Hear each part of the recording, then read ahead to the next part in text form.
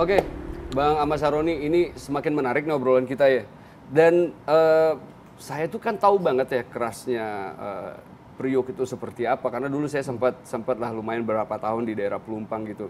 Nah, proses berikutnya itu apa, Bang? Jadi supir ceritanya. Supir Pribadi, supir ada salah satu bos kecil. Nah, saya beranjak nyupirin orangnya. Waktu itu tahun 97, 98. Ya. Terakhir waktu ada kerusuhan yang 98. 98. Nah, nggak lama karena saya ribut sama om saya nggak boleh kerja lagi sama tuh Bos, supir. oke. Menjadi supir, saya keluar. Saya mencoba kerja ke jadi passenger ABK di Miami, Florida. Oke. Jadi 6 bulan di sana. Kalau dibilang ada orang kerja kuli di pelabuhan, di kapal itu kerja lebih 3 kali lipat dari kuli pelabuhan. Oke, luar biasa. Jadi ya. alhamdulillah proses itu berlanjut menjadi supir, menjadi pekerja di Kapal. imigran di kapal. 6 bulan saya kabur dengan alasan bahwa orang tua lah sakit lah segala macam. Akhirnya saya kabur ke Atlanta.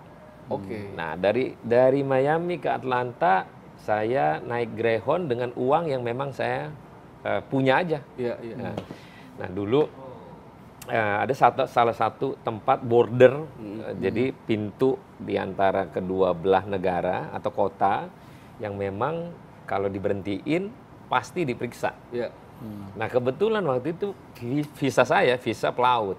Oke. Jadi kalau ketangkep itu bisa ditahan, dideportasi. Tapi alhamdulillah selama perjalanan ada 14 jam berdoa, nggak bisa tidur karena was-was. Kalau nanti di border sana, kalau ada petugas, kita bingung jawabnya. Iya, benar. Dan pasti di penjara.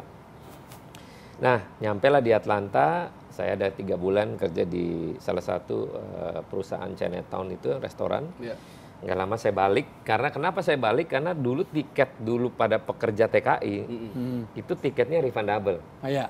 Jadi bisa dipakai berangkat dan pulang. Oke, pulang. Ya. Kalau sekarang kan orang pekerja lain, sekali jalan aja, menghindari hal-hal itu. Ya berarti ini Bang Saroni kerjanya sebagai TKI ini ya pada waktu TKI, itu ya? TKI, Oh, TKI, oke. kerja di kapal, nyuci kuali. Oh, nyuci kuali segede gaban gini, 10 kanan kiri dia, Iya, ada iya, 5, iya. ada 5. Jadi kesehariannya cuma nyuci. Nyuci harus pakai dibantu alat kimia, cairan kimia. Oke. Jadi dari pakai sarung tangan Iya, iya. sampai saya lepas tangan karena itu cairan kimia sampai merah tangan sini. Nah itulah setiap hari begitu ada satu orang Honduras yang ributnya sama orang Indonesia terus.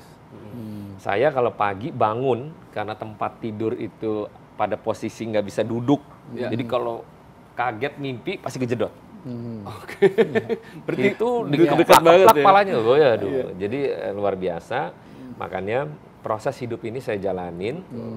Akhirnya saya balik ke Jakarta, balik lagi jadi supir bos kecil yang sebelumnya di tahun 2000. 2000 nyupirin yang bersangkutan karena waktu itu dia dari hari Rabu sampai hari Senin pagi Iya. kerjanya mabok.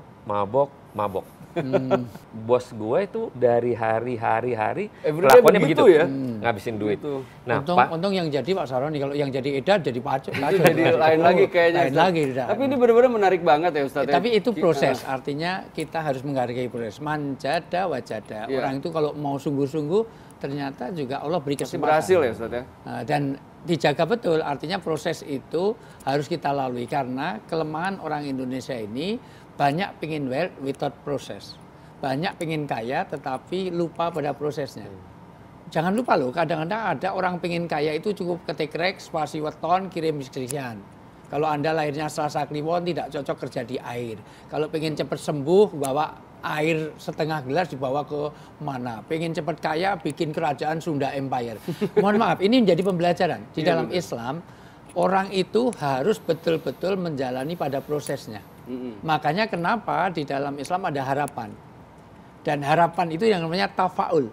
Iya. Tafaul itu harapan yang akan datang. Orang itu kalau pengen surga, cari bidadari di dunia aja perlu mahar yang begitu rupa, Iya, apalagi mahar di akhirat. Betul. Yang bidadari itu jauh lebih cantik daripada yang ada di sekarang ini. Betul. Nah, ini pembelajaran yang luar biasa. Ini benar-benar sangat menarik banget. Betul, Ini betul. kisah hidupnya Bang Saroni ini Iya. mulai dari Indonesia ke Miami, ke Atlanta, balik lagi jadi supir lagi, terus tiba-tiba 3 kali jadi supir. 3 kali jadi Tiga kali supir. supir. Terus Supir bos udah kecil, gitu, supir anak sekolah. heeh. Anak sekolah yang sekarang udah gede, udah punya anak lagi. Masih ada orangnya, masih hidup. Bos saya juga yang dulu konglomerat pemain minyak terbesar di Jakarta Utara, top banget, masih ada orangnya. Jadi saksi-saksi yang terkait dengan gue ini alhamdulillah masih ada. Iya. Nah, berarti kan dengan semua kejadian yang ada di dalam hidupnya Bang Syaroni ini, nah berarti kan sebenarnya Bang Syaroni punya kesimpulan sendiri nih bagaimana proses hidup dan cara melihat hidup nih. Tapi sebelumnya Ustadz, kita ngopi dulu. Bang, silakan Bang. Iya, Silakan makasih. Bang. Disuruh jadi debt collector sementara untuk nagih ke salah satu perusahaan. Panjang ya. Dapat duit masuk kanan keluar kiri. Tidak ada berkah di situ dan ketemulah salah satu guru ngaji untuk menyampaikan untuk belajar memberikan sedekah sedikit.